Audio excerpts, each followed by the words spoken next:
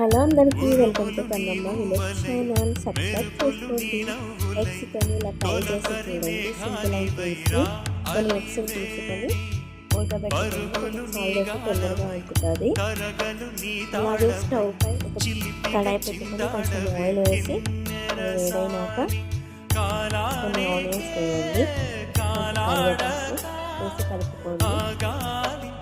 ఇవి బాగా ఎర్రగా వేగిన తర్వాత ఎర్రగా వేయించుకోవాలి.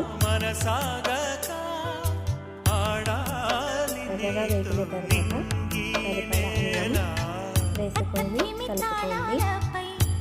అలాగే పసుపు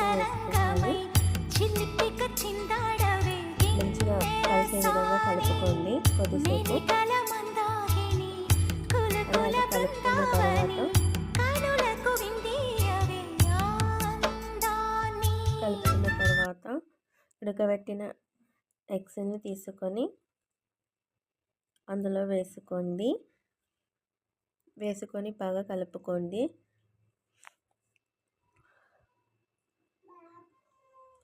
ఎగ్స్ని వేసుకొని బాగా కలుపుకోండి. 2 to 3 minutes వరకు అలాగా వదిలేయాలి. బాగా వేగుతుంది ఎగ్స్. కొద్దిసేపు అయినాక అందులో కొంచెం కారం ధనియా పౌడర్ అలాగే సాల్ట్ వేసుకొని